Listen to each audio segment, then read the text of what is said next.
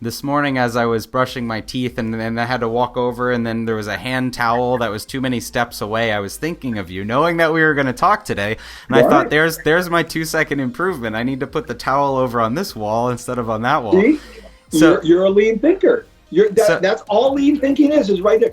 Remember what I said? You're thinking. The problem is people are not thinking. They're not using their brains. Right. That's why I say, start thinking. Can this business thrive without the owner? You got to start putting systems and processes in place. If you don't use the systems, the business will break. We're always looking to buy back our time. You cannot say something once and expect that it actually is received. This is the way we work. A big motivation in that for me is creating a job for myself that I really enjoy. This is how you discover your vision. And this is Process Makes Perfect. Hey everyone, I'm Chris Ronzio, and this is Process Makes Perfect, where we're talking with experts in process creation, automation, and delegation. And today, we're talking to Paul Akers, author of The 2-Second Lean, Lean Health, and Lean Travel. Paul's also the founder and president of FastCap, a product development company with distribution in over 40 countries. And Paul originally learned about lean thinking from Toyota, touring their factory in Japan, and now people from all over the world tour his facilities at his business. He's an Ironman, a pilot, a mountain climber, probably a candidate for the world's most interesting man. But above all, Paul is passionate about continuous development and spreading lean thinking to as many people around the world, and that's exactly what we're going to discuss today. So Paul, I'm thrilled to have you here. Thank you. Wow, Chris, great intro. I appreciate that very much. Well, I'm happy to be here as well. So is there anything I left out that's really important? I know you've had I'm a health maniac. I take really good care of my health. I'm 58 years old, and I'm like the physique of an 18-year-old who's playing football. As anyone can see who's watching the video. I'm really proud of that I finally figured it out. What was that? Just as anyone can see, you're in great shape if they're watching the video. So another fun fact, we both have a wife named Leanne.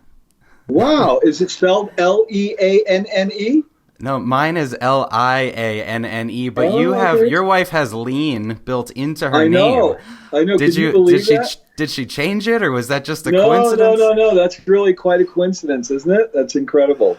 That's when I read that, I thought this guy is very committed. And not only that, she's really good at lean too. She works with me really hard on our home. Our home is, like close to perfect, and we're always 3S'ing things and improving everything, and it's a great deal. Fantastic. Okay, let's dive into it. So like I mentioned to you earlier on, I was introduced to your book and to you through Ethan King, one of our customers at Trainual. He's also the president of EO in Atlanta and owner of a closet business there. He said that his whole team follows your 2-second lean process. It's how they start every day. So, of course, I downloaded the book. I couldn't put it down for a half hour. I think I canceled a team meeting because I was just so into the book. Wow. I read it cover to cover on a flight to Asia last week, and so I'm very excited to talk about your story and what some of our customers and our audience can get from your book. How cool, Chris. That's great. Okay, so let's start early on in your story. You were first introduced to lean thinking by a couple consultants you brought into the business. I know everybody can feel like they don't have the answers, and they bring in outsiders to help them piece things together. So where were you? What position were you in that you just felt like something had to change? Well, I think that the context is, I'm a cabinet maker in a very small region in Bellingham, Washington, and all of a sudden, 3 years into building my company, FastCap, starting it, I'm doing business with people all over the world. So the complexity that my company was engaged in was pretty intense, and I was this typical CEO with my hair on fire, running around trying to solve all the problems. And I was a little frustrated, even though the company was doing very, very well, and I was making a lot of money. And from the outside, everything looked good. The truth of the matter is, Chris, I was struggling and, beating my head against the wall, trying to get people to do things and wondering, I'm in business. There's got to be some benefit to being in business other than all the firefighting that I was doing. So that's kind of the context where I brought the consultants in to help me manage inventory. I was having big inventory problems because I was importing things from around the world, raw materials, and it was complex, and I didn't know how to deal with it. So I think, let's get an expert in here who knows what they're doing, and that's how it all started. So when you hear the idea of lean, and maybe when those consultants first introduced it to you, most people think of lean and they think of, cutting corners and shoestring budgets and right. Not investing in the business. So was that your initial reaction?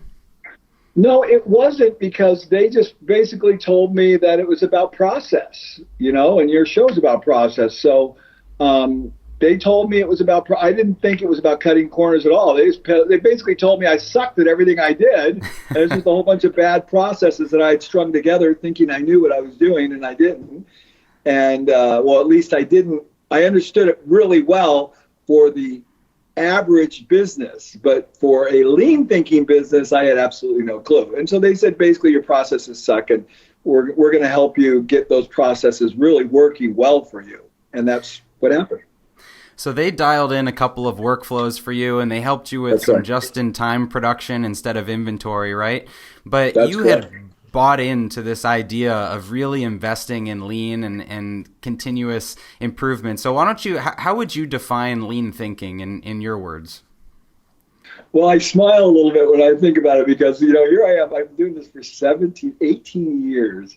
And I just have the biggest grin on my face when I think of lean. It's like, my life is incredible. How do I describe lean? How about an incredible life? How about a life where things work? How about a life where you have great days almost every day? Because the processes that you have developed and are continuing to develop, that you're surrounded by, just keep getting better. I mean, gosh, I just got a smile on my face when I think about lean. I go, this is like heaven. That's how I describe lean. It's just like everything keeps getting better. Who wouldn't want to live in a world where everything just keeps getting better? I know. Like, I'm working with I have a landscaping crew up here. They're full-time employees for me at my home, and every day we start with lean. Every day we 3S everything. We have all these, maintenance facilities and garden areas and all this machinery and equipment and all this stuff. And before they ever work, they spend an hour and a half just 3Sing, fixing everything, repairing things, making sure processes are better. And then when we go to work, the rest of the 6 hours, everything just happens so fast. Everyone goes, how do you get so much done? Well, we spend an hour and a half every day doing lean before we ever work. And that's the opposite of what everybody else does. Everybody comes to work and works. No, we come to work and work on how we work, and then we work. I love that. So one of your explanations in the book was that being lean is constantly recognizing the things that bug you and then setting out to fix them. So when I was consulting, back when I was consulting for other companies, one of the phrases I heard the most that bugged me was, "This is the way we've always done it." How do you break that cycle? Gosh. How do you get people? Word. That's a 4-letter curse word. I know. How do you break the cycle? Yeah. Sometimes, I'm being honest, sometimes you got to slap people upside the head and say, wake up! Start using your brain. You're not really this stupid, are you? Sometimes. There's another side to it. Sometimes you have to be abrupt with people. Like, come on! Get a clue, man! That's one way. The second way is you deliberately, and this is the way you should start, you deliberately teach people how to improve, so then they feel the benefit of the improvements, and then they go, oh, this makes sense. Then after a week of working with my guys, let's say I get new people, right? And after a week of me every day working with them and everything getting better, and then when they go to reach for that wrench, the wrench is exactly where it's supposed to be. When they go to get that plumbing part, it's exactly where it needs to be, right? Right? It's not like shuffle through a box and look for 20 minutes for one fitting. No, it's exactly in the bin marked half-inch PVC. You know what I'm saying? So you teach them, you work with them on the process, and then they start to feel the benefit, and then you say, this is the way you need to start every day. This is the way it's mandatory at FastCap. We start every day. This is not an option. This is not if you want to do it. This isn't if you feel like it. This is what we do. But first you have to teach them what it looks like, and then they need to feel the benefit of it, and then you need to say, this is the way we work. And then guess what? They start doing it. And occasionally you have to pull out the stick and go, wake up! Right? So let's... And then they don't wake up, then you get them the hell off the bus. I'm being honest with you. Yeah, absolutely. Because life's too short. We're not dragging anybody through this. We're not going to push this on anyone. We're going to teach them. And if they get it, we're going to work with them. If they don't get it, get out. I'm being honest. So let's take a step back, and you've talked about the 3 S's a couple times, which I think, wasn't it the 5 S's, and then you even made that leaner into the 3 S's? Talk us through what that is.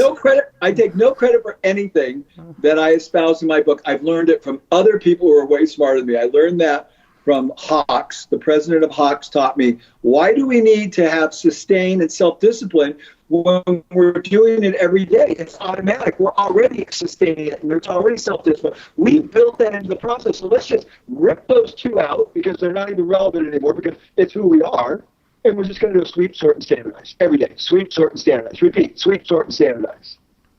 So sweep would be cleaning up your workspace and making sure everything's where it should be. Sorting, just getting organized so you're ready to work. And then standardize is just the process of doing things the same way every time, right? So here, I'll show you right now. If the listeners are watching, so you can see my home.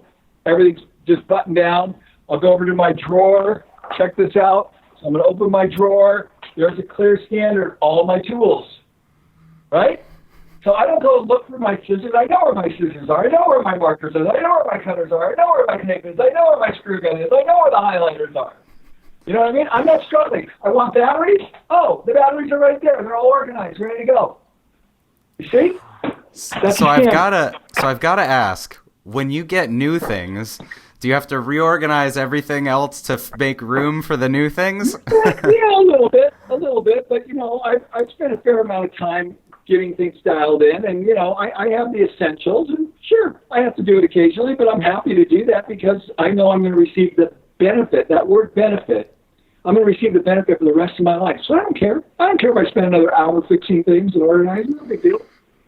That's a great point. Even I was working at a Panera Bread, cafe yesterday, and there was a woman going by that was tidying up, and she was putting the chairs where they should be and pulling the windows down. And I said, "Oh, it looks great." And she said, "The more I do now, the less I'll have to do when we're closing." And just that simple thought of the more I do now, the less I'll have to do later is what I think more people need to take to heart.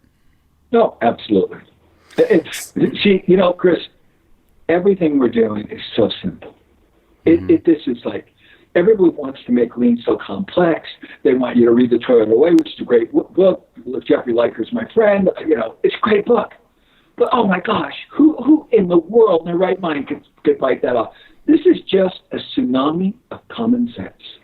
And there are a certain group of people that embrace common sense, and there are a large group of people where common sense is not so common. So the key is, just like we talked about 3S'ing, we need to 3S those people out of our life that don't want to embrace common sense. And we need to embrace those people that want to embrace common sense, like that lady you just talked about. Okay, so in practically speaking, at a company, if you've gotten the people off the bus that don't want to embrace it, don't want to be a part of that culture, then the people that are left are constantly looking for the things that bug them, are constantly trying to find waste in their organization. So you mentioned the 8 areas of waste in the book, and would you like to call out a few of those, or maybe the more popular ones people could look for in their own lives? Yeah. I'll make it really simple so everybody gets it instantly. The number one waste, and the waste where everything comes from, is called overproduction. Okay. And here's the way we remember the 8 wastes. You have 4 people for dinner. You make a salad. You make a salad enough for 5 people, 6 people, 7 people. But you only have 4 people, so you've overproduced. Okay? That's how it all starts. We just make too much. Mm-hmm. I just went to the hardware store. I bought a bunch of plumbing fittings. I didn't buy exactly what I wanted. I bought more than I wanted. So I overproduced. Mm-hmm. Now, what do I have to do? I have to sort through and manage all that stuff and put it in inventory. Right. I have to transport it to my shed. I then have to put it in inventory, right? And then I go to retrieve it, and the next thing you know, I've got a defect. The part's either damaged or muddy or whatever. It's the wrong one. So then I got to overprocess, run back to the store, get more of it, waste motion, come back. Meanwhile, my guys are waiting, right? And I've wasted their potential because instead of using their brain, they're sitting around caught up in the cyclone of waste that I created because I overproduced. So overproduction is a ripple effect. Oh, it's incredible. So with the salad, you make too much salad, you transport it back to the kitchen, then you put it in inventory in the refrigerator. You got a bigger refrigerator. In Japan, they have little tiny refrigerators. In America, we have Sub-Zeros that are this big. They put all the food in there, it's going to rot. Then you go to retrieve it 5 days later, and the salad's no good anymore. Then you dump it, you overprocess, dump it in the trash can. Then you got to take it out to the trash, and then a guy's got to come pick it up in a trash truck, and then you got to take it to a landfill, and a guy in a D9 that's a $500,000 machine's got to go over the top of it. Then we put in methane pipes to manage it for the next 40 years. You follow what I'm saying? Yeah. All because we make too much. So for everyone listening, I'd say that's where to start, right? Is, what are you making too much of? Consider in your business, what are you making too much of, and how can you start there and fix that? Yeah. This is what Toyota's done. They basically make a car when a car is sold, right? They make based on demand, based on pull, not push. Yeah. That's all it is. See, when you really understand what lean is, it's like the simplest thing. It's based on pull, the demand of the customer, instead of pushing. Awesome. Okay, so I know the answer to this because in the book you did such a great job of answering all your FAQs at the end of the book, but I'm going to ask it anyway for the audience. So do you ever incentivize people on your team looking for these improvements and trying to improve the organization? Big X. No, that's the worst. That was the worst mistake I ever made in my whole life. Oh my gosh! I used to have an incentive program. Yeah. So when we hire you to work for us, we are not hiring you to make woodworking tools. We're hiring you to improve the way we make woodworking tools. This is your job. This is why you get a paycheck, right? So I'm not going to pay you extra to do that. This is what I'm paying you to do, number one. Right. Number two, I create an incentive program. Who has to manage that? Me.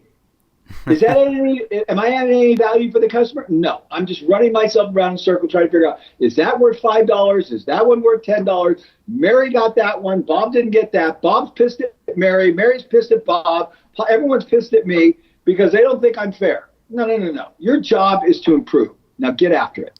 Now our people make minimum 30% more than industry standard. Minimum. Most 50%, 100% more. Because we can afford it. Because our company's so lean, we can afford to pay people a lot more than a normal company because they get so much done. So it's built, the incentive's already built in. You're working in an awesome environment. You're working in a place where you never struggle. You're working in a place where everyone values your creativity, where you're allowed to express yourself, right? I mean, the reward's there. It's automatic. Yeah, absolutely. I love that. Okay. So the standardizing part of lean, the third S, to create standardized processes that are repeatable and you do them over and over again, it feels like a big undertaking. And, that's what people use our software for. But even with our tool, that's something that is daunting. So how do you recommend that people divide and conquer and collaborate to actually make some progress there? Well, you have to start with the smallest thing. Start with your top desk drawer. You know what I mean? Start and don't do the whole desk drawer. Just do one or two things in the top desk drawer, and then the next day do one or two things more. You gotta start really, really slow, and you just gotta get into this whole thing. And then once you do it, you just go, oh my gosh, this is like heaven, So your process and the title of the book, 2 Second Lean, is a great approach to just taking a little bit of time to make a 2-second improvement, right? Yeah, just 5 minutes. Yeah, just 5 minutes. Just take 5 minutes. Just straighten up something, organize something, and then do that every day. And when you start linking those together, your whole life just goes into the greatest upward spiral you've ever heard of. this morning as I was brushing my teeth, and then I had to walk over, and then there was a hand towel that was too many steps away. I was thinking of you, knowing that we were going to talk today, and I thought, there's my 2-second improvement. I need to put the towel over on this wall instead of on that wall. See? So you're a lean thinker. That's all lean thinking is right there. Remember what I said? You're thinking. The problem is people are not thinking. They're not using their brains. Right. That's why I say, start thinking. Can you share the example of you had a Splenda and cinnamon, and because I thought this was hilarious and really practical. Yeah. So I would never touch Splenda in a million years. That stuff's like cocaine, poison. I never do it. But back when I was ignorant about my health, I used to use a lot of Splenda, and I like cinnamon in my coffee, and I like Splenda in my coffee, and I like heavy whipping cream in my coffee. And I would take the Splenda, open it up, then I put the cinnamon, put it in, then and I was going, why don't I just put the Splenda and the cinnamon together? So I just take one little shake, boom, everything's there. And it saved me a few seconds. And most importantly, the satisfaction I got, because it was simpler, it was easier, it was just more predictable, it was more consistent. And it's magic. It's magic. So lean thinking is not just for the office, it's for everywhere in your life. To make life easier, to make business easier, you just need to do things in fewer steps so that they take less time. My next book is Lean Life. It's how you apply lean thinking to your relationships, to the way you work with people, to everything. It touches every element of your life. Absolutely. So just to wrap up a last couple points here, one of the other things you did that I thought was really interesting was you started to create videos about each of these processes that you've made more lean, I guess. How do you do that in a lean way? Or how do you get started with videos? Well, you've got the most powerful tool in the whole world right in your hand, the phone. I mean, you've got it. You don't need any video cameras. You don't need any film crew. You don't need any videographer. You don't need nothing. You got it all. You pull out your phone and you hold it in horizontal mode. You never take a video like this. Ever. Mm-hmm. Ever. It's the curse of the world. Do not do it. You hold it like this. You hold it on 4 corners and you point with your finger and you say, hey, this is my problem. And now I'm going to fix it. That's clip 1. Then you go and fix it. And this is my solution. It's a 60-second video. It's a 30-second video. It's whatever it is. It takes nothing. Yeah. Then you simply splice that together in iMovie or Video Shop if you're a Android user, and you've got a before and an after. Now you can efficiently communicate at an infinitely higher level than document it with paper, creating a binder. Yeah. I mean, it's nonsense, right? This is the video age. And so now you have a tool that you can share with your team, or you can inspire other people around the world. And that's all I did. I have like 2,000 videos. I just started showing people what I was doing. I didn't tell them to subscribe. I didn't tell them to click on a like button. I didn't do anything. I just said, hey, if this helps you, Chris, great. And that's all I did. And my book's in 14 languages. I can't keep up with it anymore. So simple. Google Calendar, so I use the whole Google suite, and they released a feature where you can block out an entire day that you're out of the office, and it'll automatically decline meeting invites for that. And it was something I had never seen before. So same thing. Recorded the screen, sent it out to my team, and now we just start to build a library of these things. And of course, for anyone that's using Trainual, the software, you can just embed the videos in and train your team that way. So as a segue, how do you teach your people about the lean philosophy, about your culture? How do they, when they're first introduced to your business, how long does it take them to really get it? Well, I think at the end of the first week, they're like, so blown away they can't even see straight, right? but within 2 weeks, 2 or 3 weeks, they're completely immersed in it. Every day we have a morning meeting that lasts a half hour to 45 minutes. So we're training nonstop. FastCap University, and so there's no orientation or everybody's orientated every day with zero ambiguity on what we're doing as a team, what the goals are, what's transpired, what's changed, and what's improved. And that all happens in our morning meeting. Amazing. If that doesn't say continuous improvement, I don't know what else does. So for anybody that's watching and wants to learn more about lean thinking or Paul, be sure to check out his book, 2 Second Lean, and also his other books, the Lean Health and Lean Travel. And it sounds like you're coming out with another book. So if people would like to follow along with you with it, where can they find you and learn more, Paul? Just paulakers.net is my website. And then if you're really smart, I would subscribe to all my weekly e-blasts where we send out videos for lean thinking on our new products, on my travels around the world. And, it's a very benign. We send it out, and it's really great teaching tool. And, people subscribe like crazy to that. And that's a good way to stay abreast of what I'm doing. Fantastic. So check out paulakers.net. And, in the spirit of lean, consider Paul's newsletter one thing that you'll add to your life that will subtract so many other things. So it's a good investment. So Paul, thank you so much for taking the time to chat about process here today. Anything else you'd like to add?